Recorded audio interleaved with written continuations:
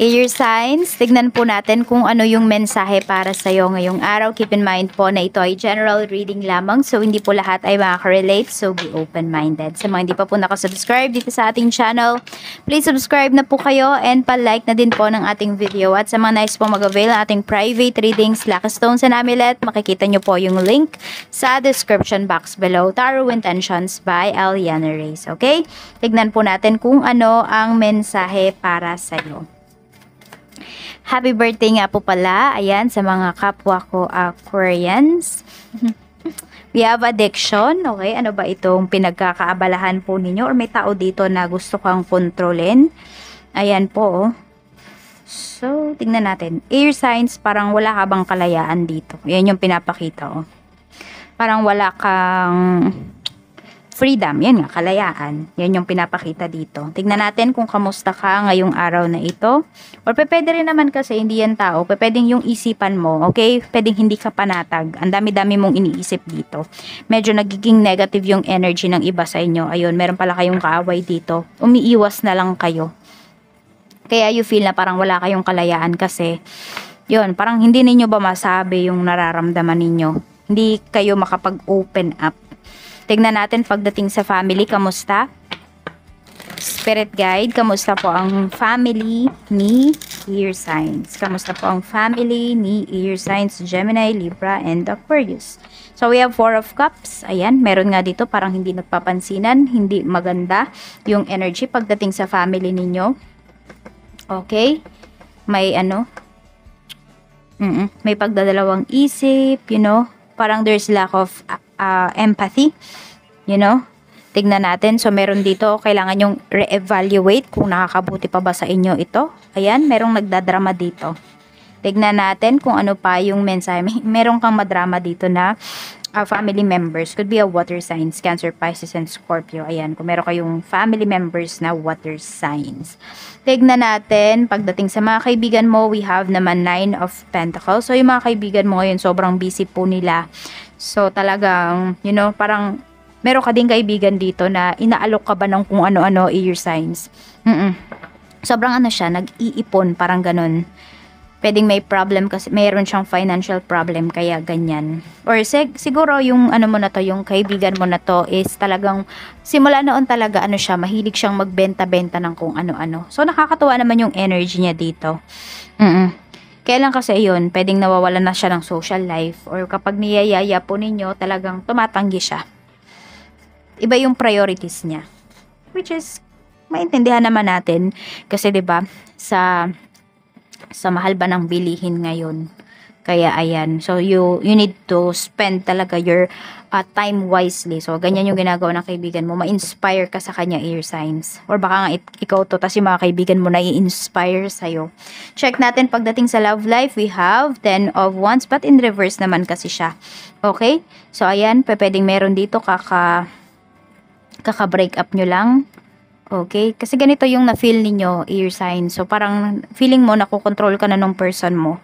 So, yung iba sa inyo, nahihirapan na kayo. Hindi nyo magawa yung mga diskarte ninyo. And alam mo na parang hindi pa talaga kayo prepared. So, for some of you, ayun, pwedeng nag-decide na lang kayo dito na maghiwalay. Kasi ano parang nagiging burden kayo sa isa't isa. Nakita ko naman dito, mutual naman. Mutual naman yung paghihiwalay ninyo. Pero syempre, di ba? Alam nyo naman na mahal nyo yung isa't isa. You feel siguro na hindi to yung perfect time para sa inyong dalawa. Ayan, oh. So, parang, ayun, playing safe na lang kayo parehas dito. Yun. Which is okay naman. Tignan natin kung magkakabalikan pa ba kayo ng tao na to.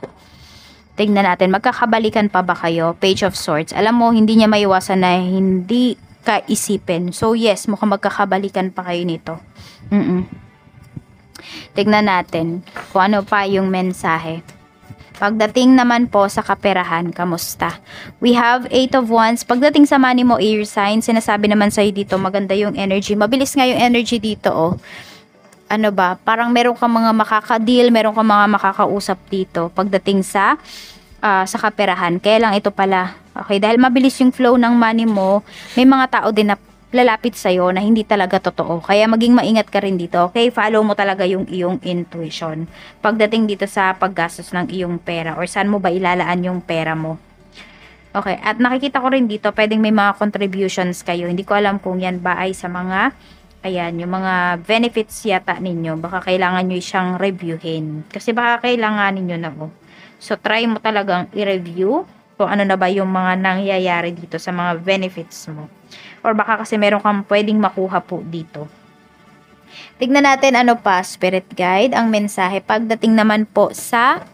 Ayan, tignan naman natin pagdating sa iyong career. Kamusta po ang career, Spirit Guide?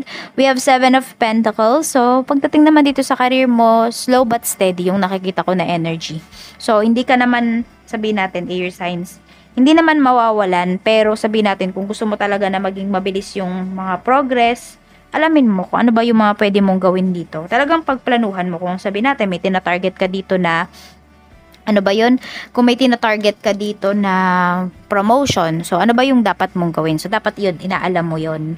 Tapos, asikasuhin nyo din yung health ninyo dito. Kasi yung iba sa inyo pwedeng, may pagkainip kasi kayo. So, ang nangyayari, na-stress kayo. Kasi lagi nyong iniisip yung bagay na yun. I mean, yung career po ninyo. Kaya, ayan, alagaan nyo din yung inyong isipan. Okay?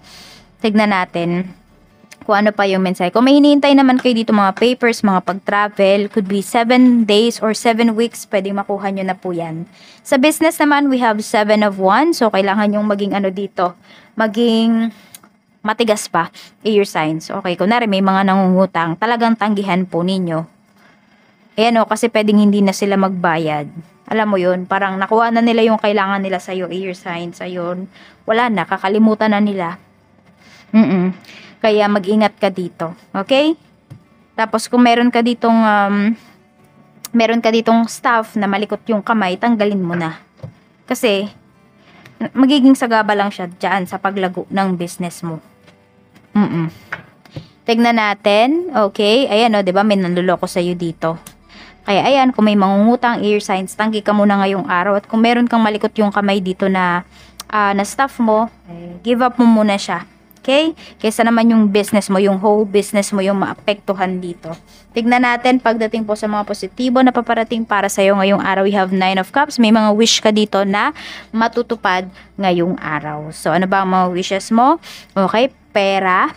Yung mga achievements na gusto mo, makukuha mo yan. Yung iba sa inyo, hindi ko alam kung may sinanlaba kayo, pwedeng makuha nyo na din po yan or matubos nyo na. Pwedeng lupa. Yung iba naman sa inyo, pwedeng mga golds po ninyo kung mayroon kayo. Okay, we have naman 7 of Cups. Okay, very align yung mga mangyayari sa'yo ngayon. Yung mga positive things, okay? Tapos, ano mo talaga, sabihin natin, air signs. Yung mga ginagawa mo na action, hindi talaga siya yung parang nag-i-illusion ka lang, hindi. Kundi reality, okay? Concrete yung mga plans mo dito which is good. Kasi may ma-harvest ka talaga. Tignan natin sa negatibo naman. We have the moon, okay? So, medyo may pagka-emotional yung iba sa inyo dito. At yung iba naman nga po, pwedeng ano ba kayo dito? Parang may naninira po sa inyo, air signs. May mga tao dito sa paligid mo na hindi nagsasabi ng totoo sa'yo. So, maging mapanuri ka talaga. Follow your intuition. Ayan, no? Sobrang sabihin natin, sobrang tiwala mo dun sa tao na yon, sa management na yon, pero ang mangyayari dito, pwedeng madidisappoint ka nila. Kaya mag-iingat ka. Ayan, no? We have the Tower. So, mabiglaan ba yung mga sitwasyon, mabiglaan yung mga pangyayari. You know, you're not prepared. Parang ganun.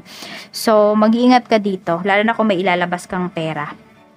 Ito po yung iyong lucky numbers. We have number 31, 23. Ano pa po, Spirit Guide? Ang mensahe natin. Okay. Meron tayo ditong number 44. Meron tayong number 16, 46, and number 56. Maraming salamat po. Mag-iingat kayo always and more blessings to come. Bye-bye!